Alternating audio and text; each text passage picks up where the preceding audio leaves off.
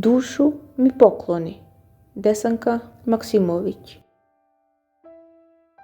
Dušu mi pokloni. Mene rastužuju ti krvi požari, što iza sebe ostavljaju pepelište, te oluje što nište, ženi nas nevanja blaga.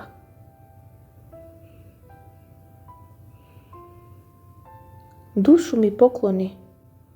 U ljubavi ja bih htjela do u večna vremena da sve ostavlja traga. Dušu mi pokloni.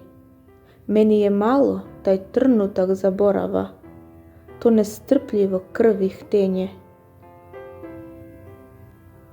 Dušu mi, dušu pokloni, od iskoni u meni spava, čežnja plamena za večnim, za ljubavi trajanjem i uznesenjem.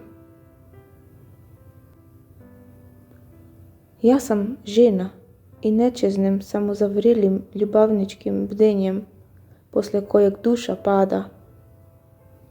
Htjela bih u zagrljaju da doživim svetle snove i pijanstvo onog mutnog sklada što ljubav se zove. Htjela bih da se ne izgubi nijedan naš trenutak, da svaka naša milošta se stvori u kakav život, pa ma malen bio kao grumen večitog zlata, da mi duša blista posle zagrljaja, kao juska nebesa zvezdama krcata.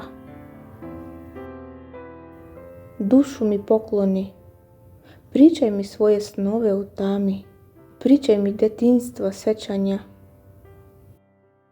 želji i ti da budeš uza me do posljednjeg dana.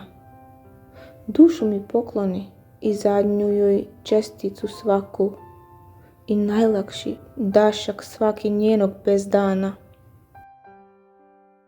Odaj mi svojih suza, noćnih nejasnih muka, pričaj šta srce ti najčešće sanja. Drhti od iznenadnog zvuka moga koraka i glasa, želi i ti u mom zagrljaju, da i poslije smrti časa ostanu ti na mene sećanja.